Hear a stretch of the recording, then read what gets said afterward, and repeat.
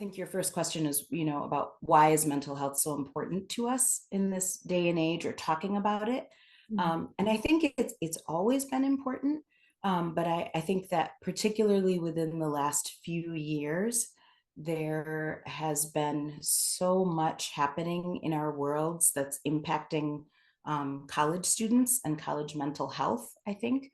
And so what I hear a lot from students is that they feel kind of weary, like world weary. And I think that a lot of that stems from what happened during the pandemic, the social isolation and the loneliness of the pandemic. I think people felt very disconnected, but then also felt on high alert at the same time. So, when your body and your brain feel very isolated, but also very anxious, I think that triggered a lot of emotional health problems and physical health problems, not just for college students, for everyone, but specifically for college students. I think it really impacted how people were developing socially and academically and emotionally. And then, that's just the pandemic. And then if we layer onto that some of the things that we're facing in the world now, if we're thinking about mass violence or environmental injustice or social injustice, natural disasters, political unrest. I mean, I could go on, and I won't, but my point is that all of these layers have been kind of, I guess, building on each other for the last few years. But before the pandemic, so like 2018, 2019, we knew that mental health concerns for college students those concerns were on the rise. So anxiety and depression and just general stress was steadily increasing. And that was, if we look at numbers from 2018 and 2019, I think there was a survey that the American College Health Association did. And I think surveying about 50,000 students in the US, and 42% of those students, and these were first year students, had expressed that at some point during their first year, they were so anxious and depressed that they couldn't function. They were unable to function, unable to get out of bed or go to class, do what they needed to do. And that was pre all the things I just said. So I think what we're looking at now is, where many college students were either in high school or in college during the pandemic. And we can't really avoid talking about mental health at this point. I think we need to really center the conversation about mental health. And we need to normalize the conversation about mental health. And so I could go on and on, but I'm like, I don't know where to stop. Maybe I would invite in my colleagues to say a few things, and we could kind of discuss. I definitely agree with everything Swapna was saying.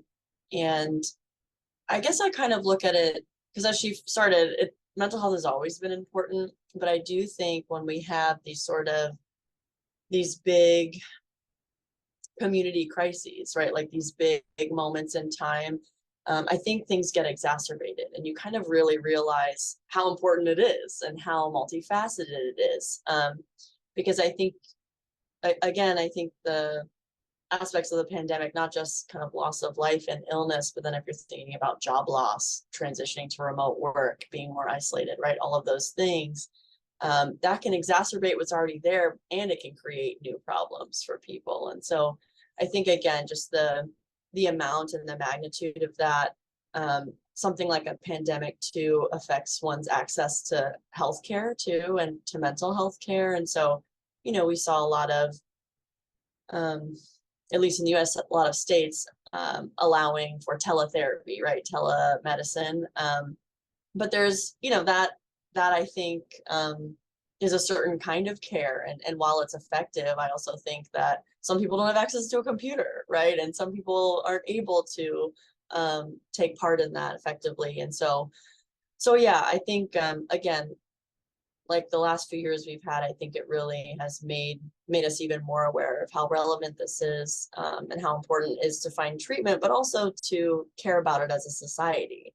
Because that is one of my frustrations, and maybe we'll get into it in a little bit when we get to question 2. But advancing mental health is more than just about treatment. It's more than just psychiatry and counseling, right? And so there's a lot more to that, and there's a lot more preventative stuff that we can do. So again, maybe that's a little teaser for question 2, but the conversation about it is crucial, because it's more than just, okay, can we get someone into therapy, right? There's a lot more to advancing mental health.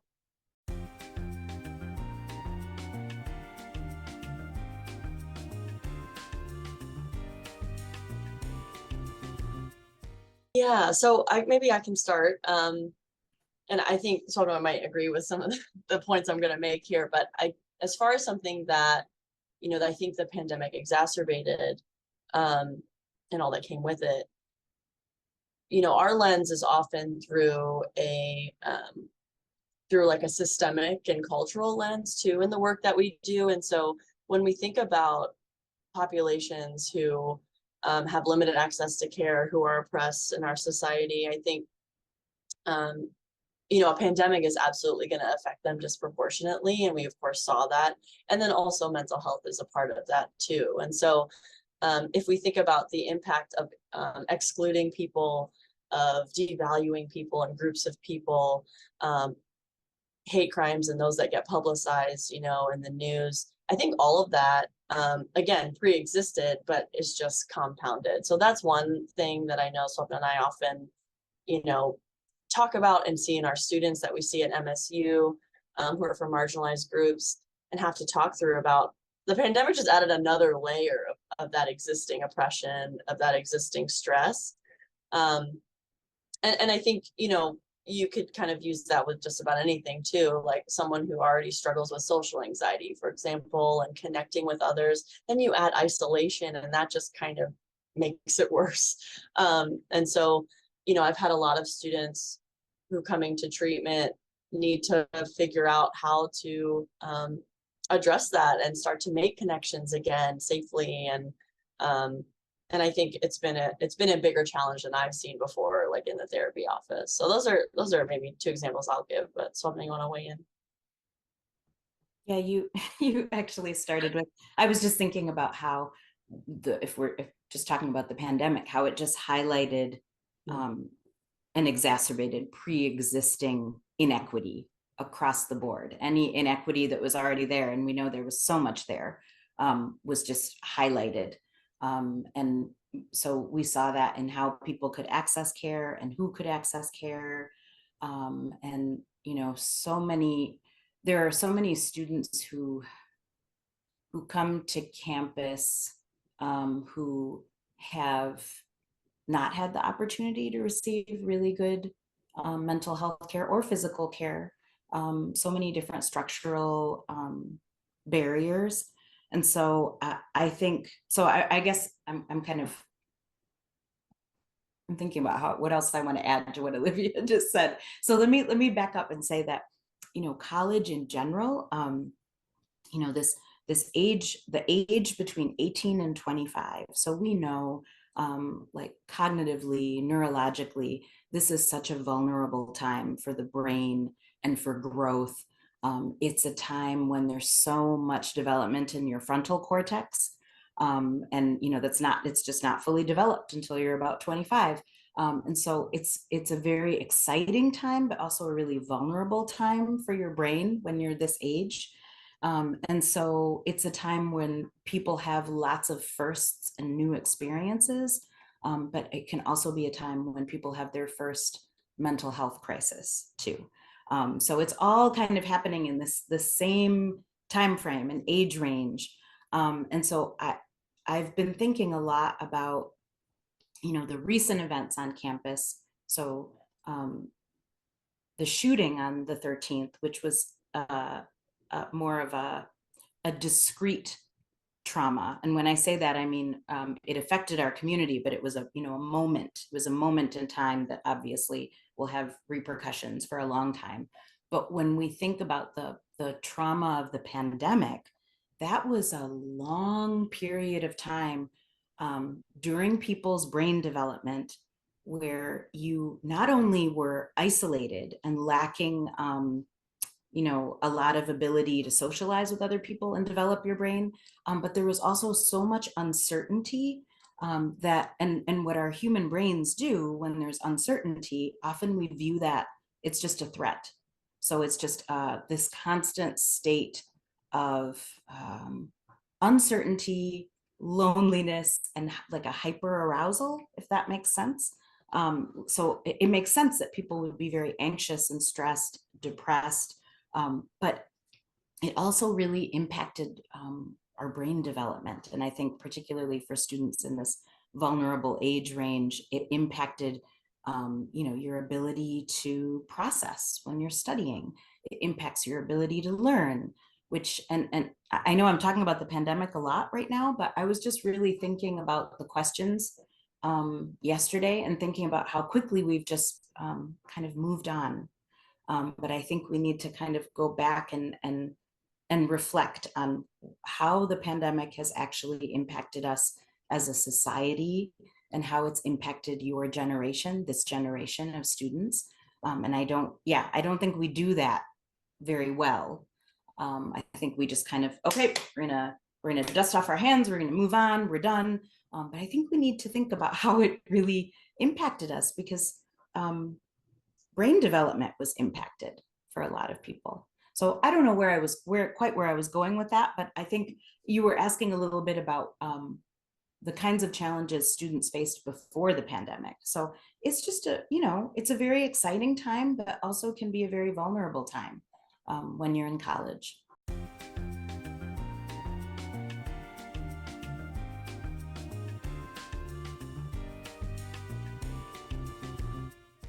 Do you want me? Yeah, go ahead. Go ahead. I mean, I can kind of start. I don't know if I want to say challenges, but I think, all right, I'm going to be the person that talks just a little bit about social media. Mhm. I do think, and maybe Olivia, you can add a little bit more.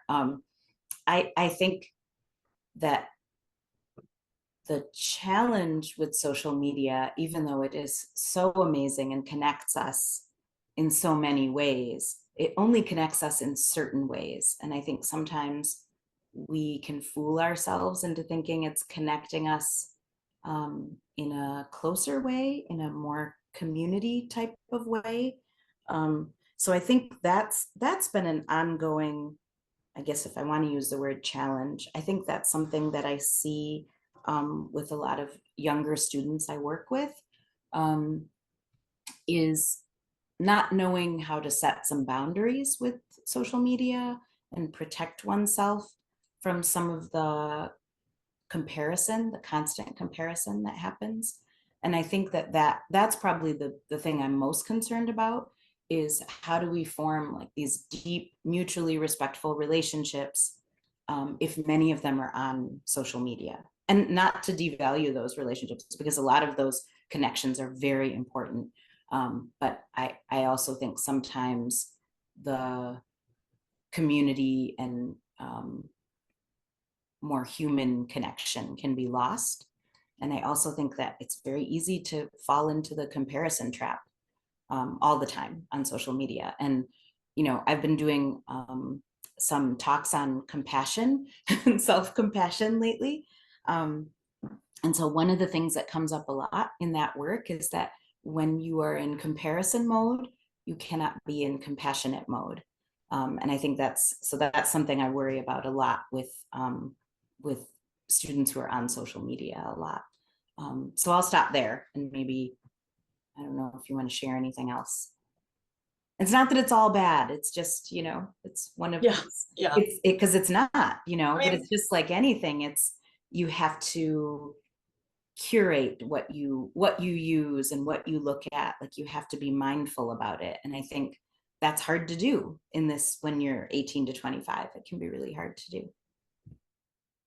Yeah, I would say when people ask me, does social media help or hinder mental health, I say both. Because that's just the truth of it. Like most things, how you use it matters. It's not just the existence of it itself. But I do think it's something that I've had to keep up with as a provider. Like, it always makes me chuckle when clients of mine are like, wait, have you heard of TikTok? And I'm like, okay, yes, I've heard of it, like, but being able to have the familiarity and language to talk about it in treatment is important, because I know that, at least in my experience, this generation of clients that I have in college get a lot of mental health information from social media.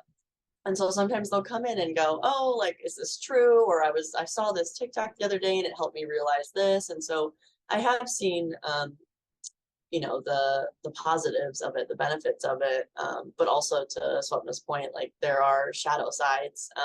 And, I think an example that comes to mind right away is just difficulty kind of in sort of this world that we're in that is very plugged in, being able to kind of set limits to focus and do work or to connect with others. And so, yeah, that sometimes is an issue.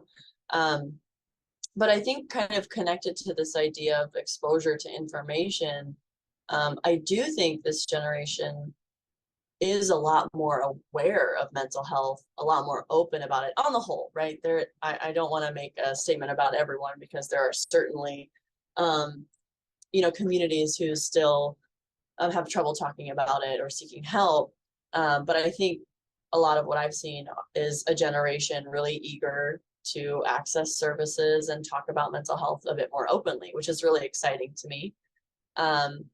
So I think the challenge actually comes when, the students I work with don't come from an environment where mental health is supported or talked about. And again, I'm just kind of speaking about students that I work with more frequently. Sometimes, they're trying to take this step for themselves, but their family, for example, is not supportive, or their friend group is not supportive, or doesn't really understand mental health. And so it becomes this, all right, well, how do we navigate that? Like, you're on board, but you're in an environment that's not. And so, or you could even say their academic department maybe isn't supportive or understanding. So I think that's been an ongoing challenge lately of figuring out how to have those conversations, how to advocate, how to set boundaries, to preserve and prioritize one's mental health.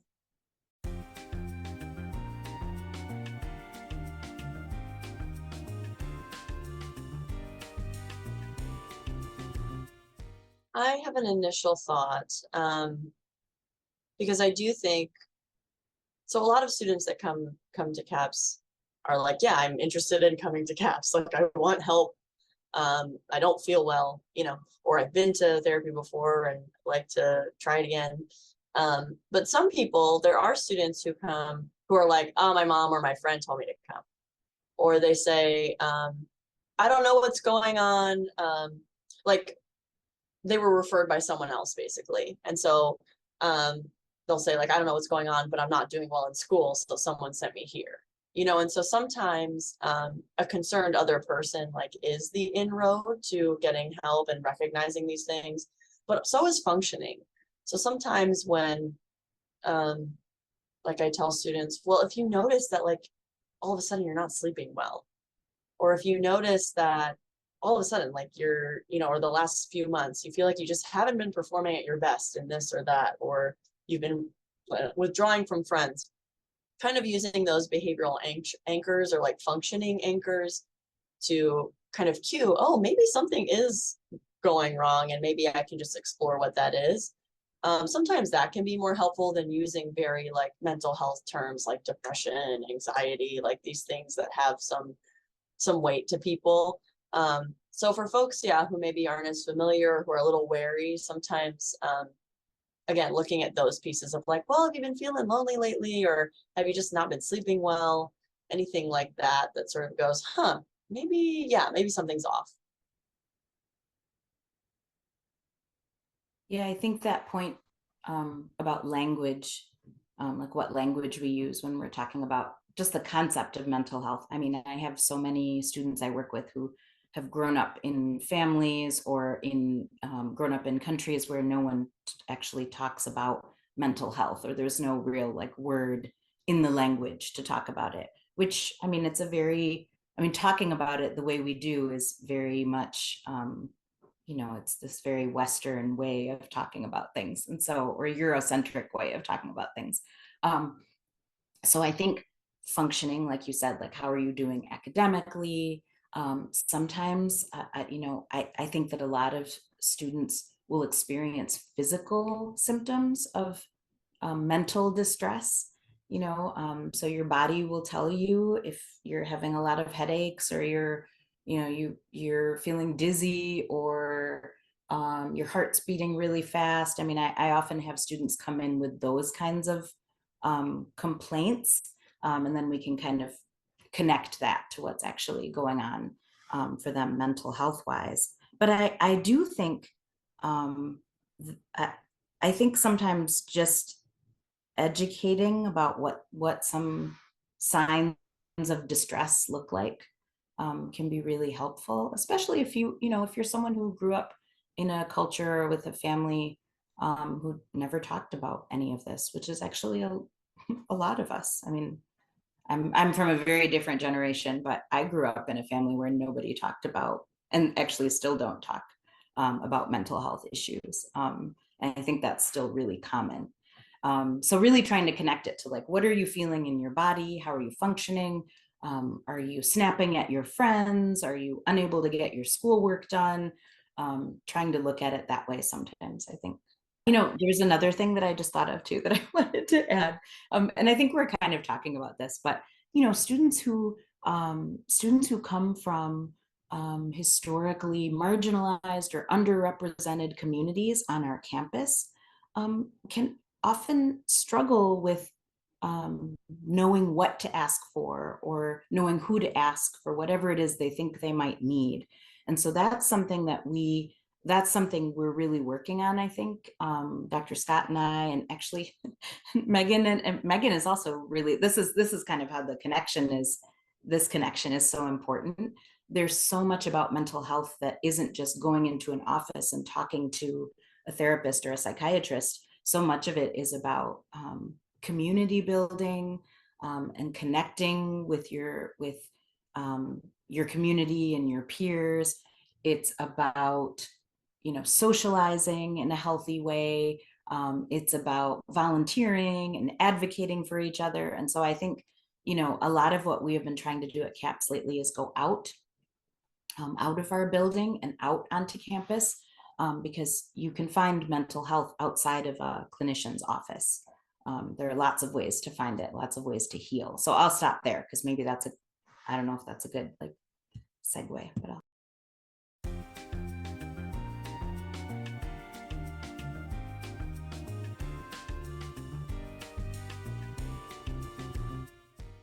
I could start. So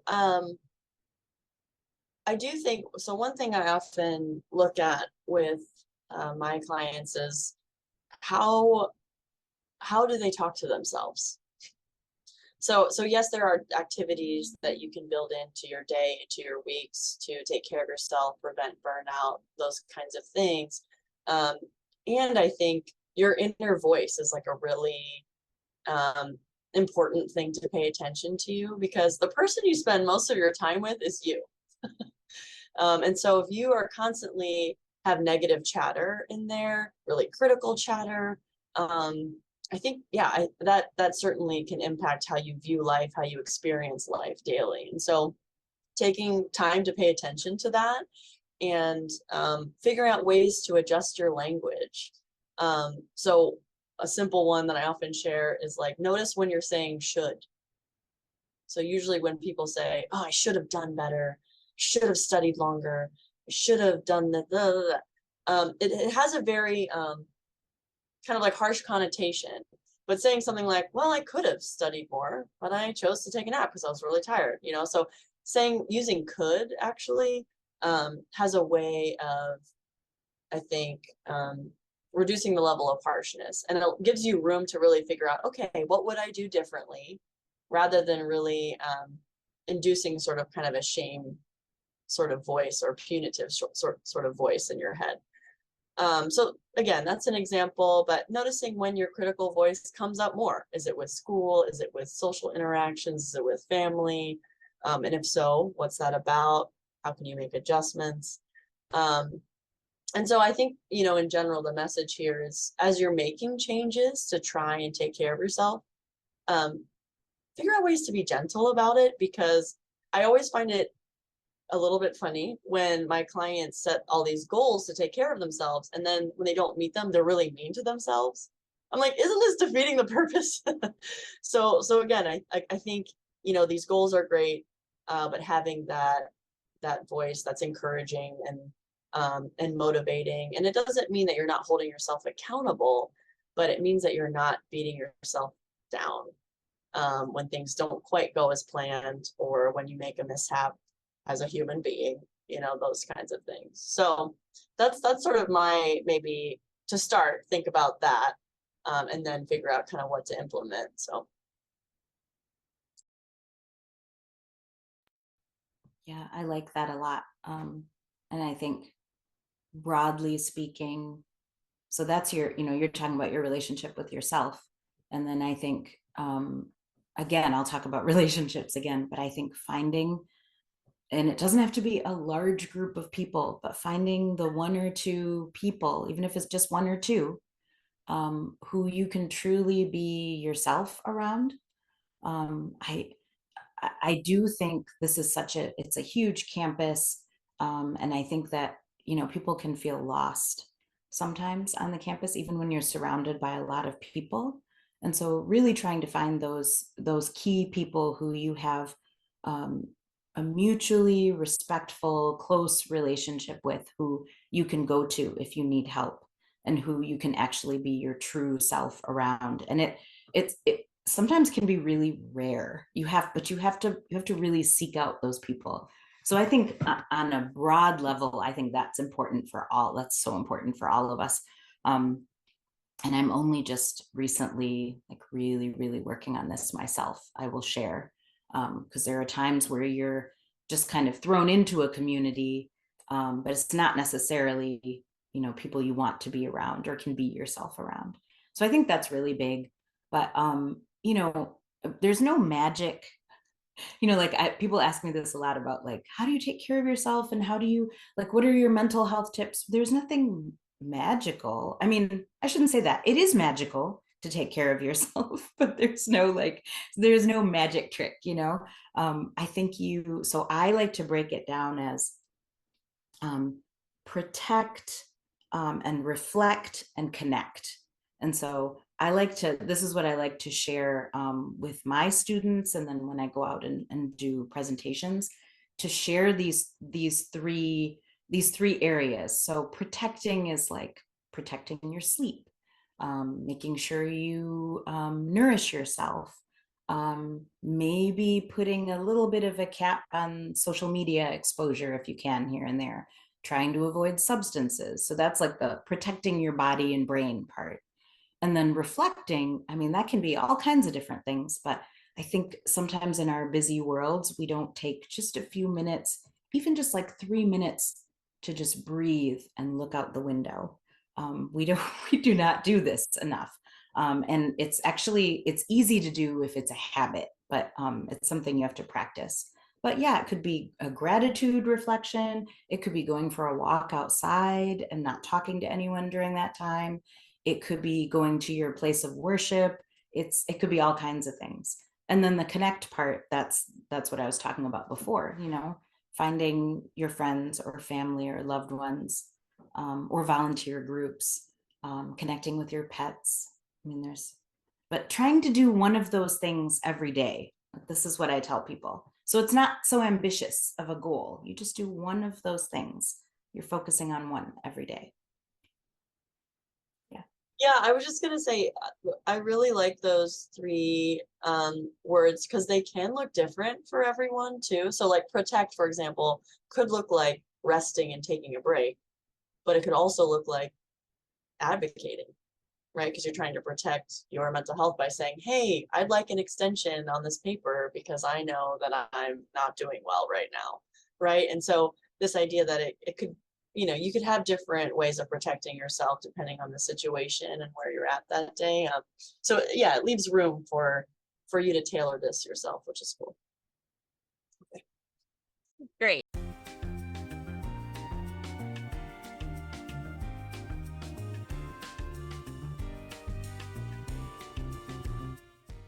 So my name is Meaghan Kozar. I use she, her pronouns, and I am the project manager for the Inclusive Campus Initiative. And I just wanted to go over this really quickly as a resource for students. This initiative was created as a result of supporting students. This is only the second year. So what is it? It is the ICI is a ground up approach for implementing DEI practices that centers historically marginalized student voices and experiences. And that's super important because at MSU, we tend to function top down, where we need to create spaces where we can speak to students and hear their experiences more. As we mentioned, it's a massive campus, the size. So how do we create spaces where we can say, we actually want to hear from you all? Our work is informed by the needs of historically marginalized students and focuses on removing barriers between students with staff and administration. We focus on intentional efforts for increasing communication and collaborations with campus partners that are critical to our work. So I need to revise that as we strive to create an inclusive campus. And, Kaori, talking about the needs, what was the climate like in previous years, or other areas that students were dealing with. This initiative was actually a result of a town hall where students within the APITA community in particular created a town hall to create awareness against the anti-Asian sentiment and the violence that was harming our community during the pandemic. At the same time, it wasn't only in the pandemic, it was just, years and years, the violence has been directed toward Asian communities, immigrant communities. And so this initiative is a result of how can we support student concerns from all marginalized communities. Oftentimes, the administrator who created this, Vinny Gore, he heard consistently, I don't feel safe on campus. And what does that mean in terms of my identity, physical, emotional, culturally? So really excited about this, but this was, during the pandemic and, before February 13th, right?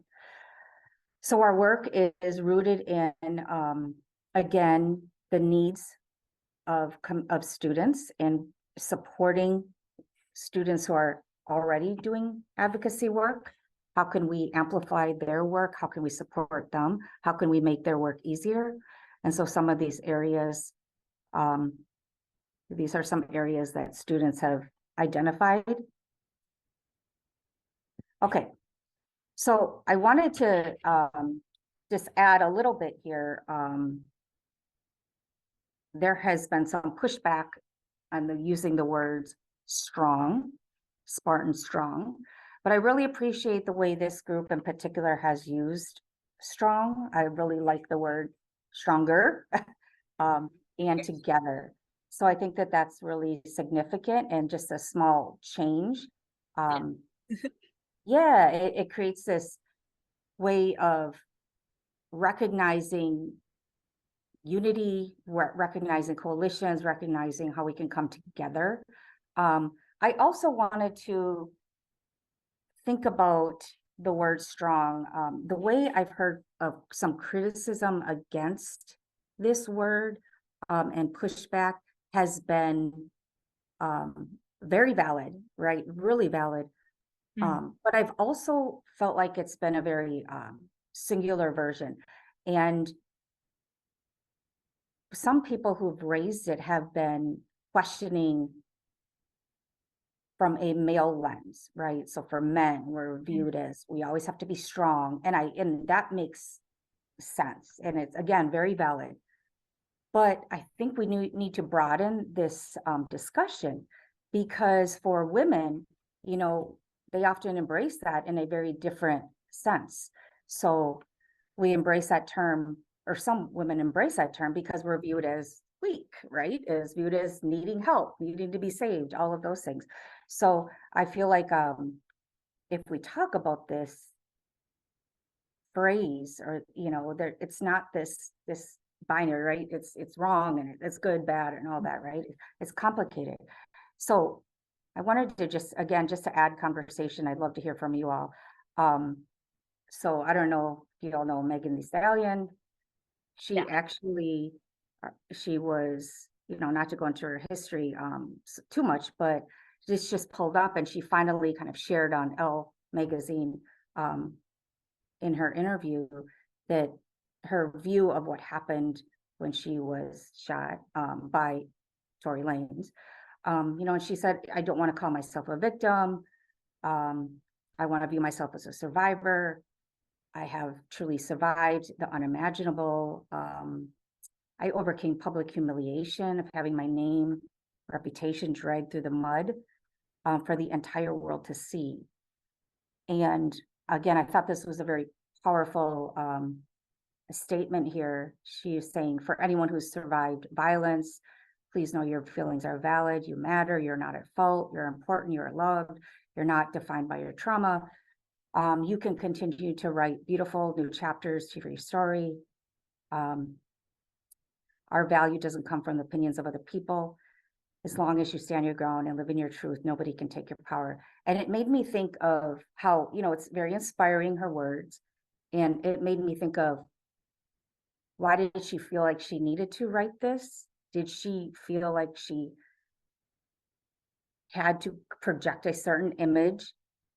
Is this how she actually feels? I think she does. But it made me think of how complicated this word is, strong. We have to project an image. We are representing so many communities. And for her to have to say that. And so I think it's complicated in so many different ways. And then I'm also interested in this image. This was by a student, and who embraces an identity as a strong Black woman, right? But she also says, I'm not always a strong Black woman. I have the right to feel. And it's just this need for having to qualify our feelings, how complicated the word is. It's not good or bad, right or wrong. It's complicated.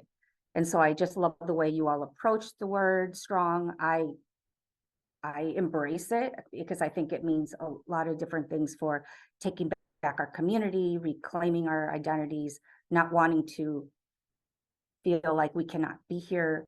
The word survivor, I think that is another thing, even Center for Survivors, right? How can we redefine this word of a victim, right? We don't want to be viewed as a victim. How could we say I persevere?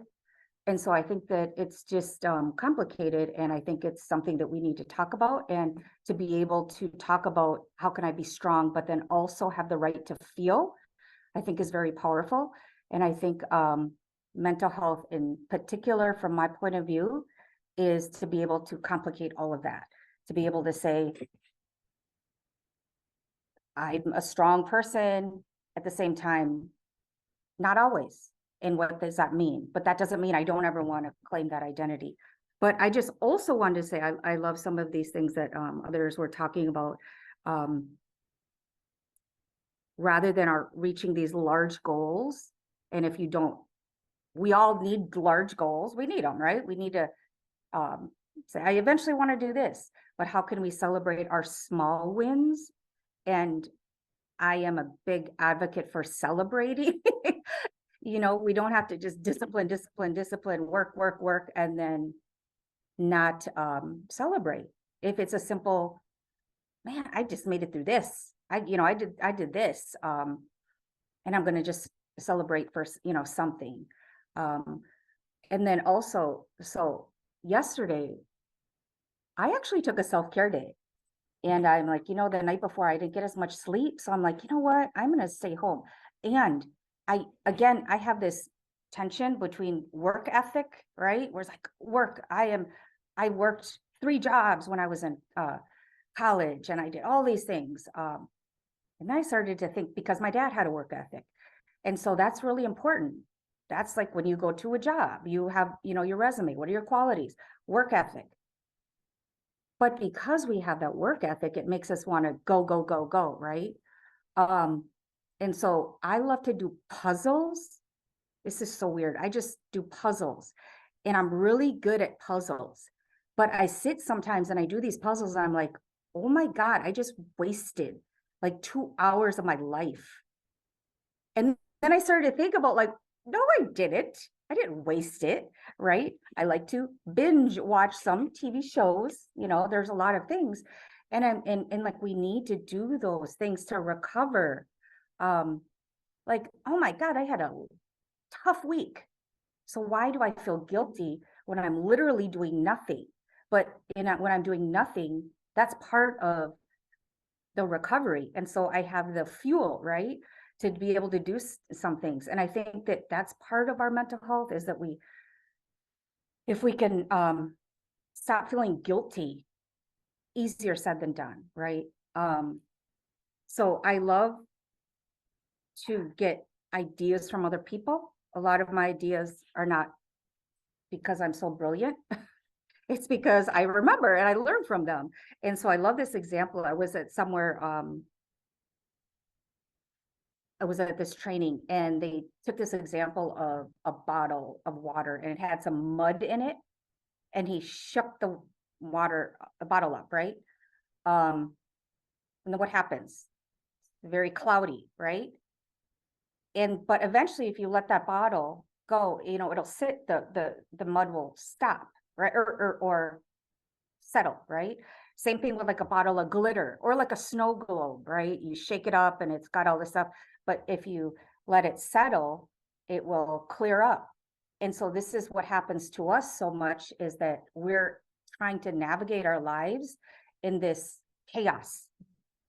But where do we sometimes get our best ideas?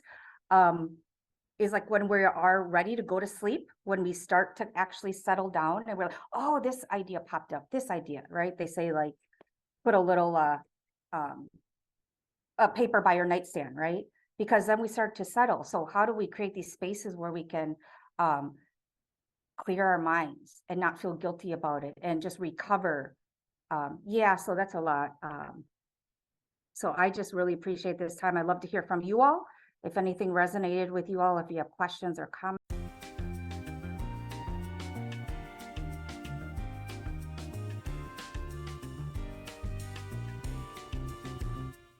It's a really great question, because some things have been in place for a long time, right? So the idea of like, has something changed, maybe doesn't really apply.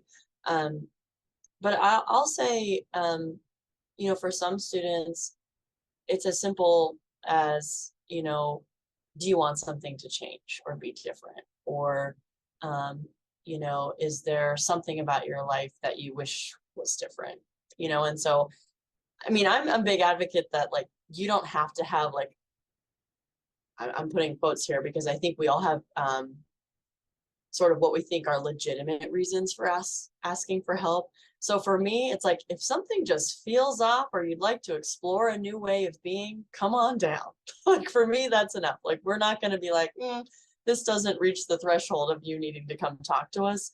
That's not how this works. And so, so again, if there's something that if you're curious if life could be better, even if that question, that can be enough to sort of prompt people to seek help and come in and at least connect with us. So we try to be as accessible as possible, because we aren't asking students to be the ones to figure out exactly what they need, and what the issue is.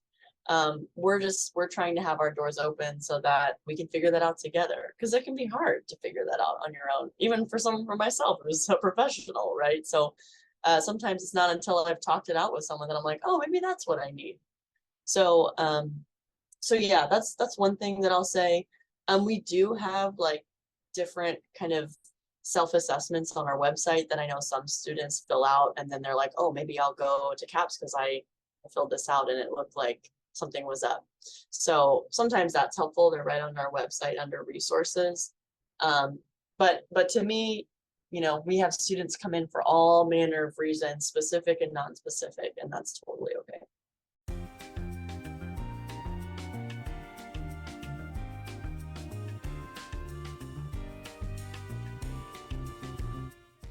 And I think I mean, CAPS, it makes me think of CAPS Connect too, because sometimes people think, oh, I don't need to talk to a counselor or see a psychiatrist, but sometimes just having a conversation with, so CAPS Connect, and I was going to ask you to talk about it actually, Olivia, but CAPS Connect is not so much, it's a consultation. So it's a 20-minute, is it a 20-minute consultation? And it's free. And there are different sites across campus where you could talk to a counselor, and it's not a therapy session or an appointment. It's just, you know, you drop in and you talk, maybe resolve a particular issue, maybe get more information. Oh, you put it in the chat. Thank you. Yeah, get some more information or ask questions about services. Sometimes it's just a conversation to kind of try to understand, oh, what might I need, or what could I access? So that, I think that's always a nice step if you're not quite sure if you want an appointment. And so then, but then the other thing that I would share is that when you were talking just now, and you were talking about everything being irregular and feeling off, I think those are enough clues that it would help to go talk to somebody. I think so, because when you were talking, I was just thinking, oh, it sounds like feeling overwhelmed. And I think, you know, sometimes some of us grow up in cultures where we're just taught that that's just how it is. And we start to internalize that and think, oh, well, this is just my personality, being overwhelmed or anxious or tired or sad, but not necessarily. And so I think that's why it's worth having a conversation, sometimes with maybe a trusted peer or a friend, but sometimes with someone who doesn't know you, who can look at like the whole bigger picture and the context and give you some information. So I think, I think anytime you're feeling kind of off, even if it's what you're used to, it's okay. It's worth a conversation. You know, if for someone who was interested in getting to psychiatry, then what you would do is you do an initial consultation with a CAPS provider. And so that's usually, it's one of our counselors. So again, you go to the website and you just click on that. There's a get started button, and you can do a 30-minute Zoom consultation with a counselor. And sorry, I shouldn't say consult. Well, it is a consultation, isn't it? It's an initial consultation. It's words and language, but you do that first appointment and kind of talk through what you might need. And then if it seems like psychiatry is something that makes sense, then you'd get referred to psychiatry by the counselor. So that's how the psychiatry piece works, is that we have to get referrals, but it's a pretty straightforward process to get referred. You can also go to primary care and get referred to psychiatry. People from Center for Survivors can get referred to psychiatry. I mean, there's other routes too.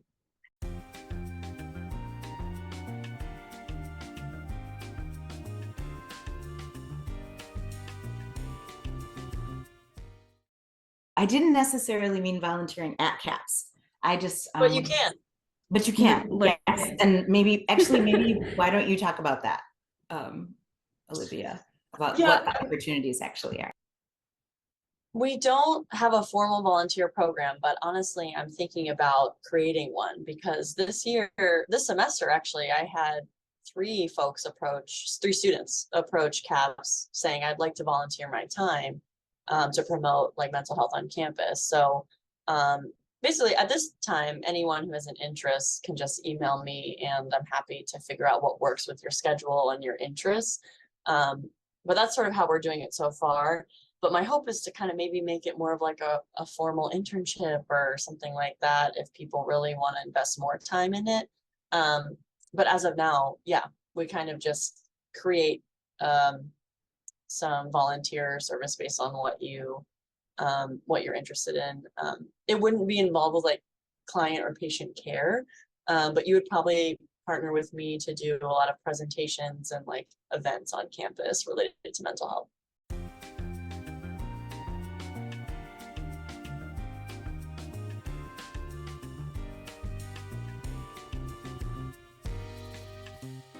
And it's interesting hearing their comments. Sometimes we have spaces where there's lots of people, right? And then this is so nice too, to have this smaller space where we can, talk about some issues, and hopefully the others in here, we can hear from you all in a minute too. But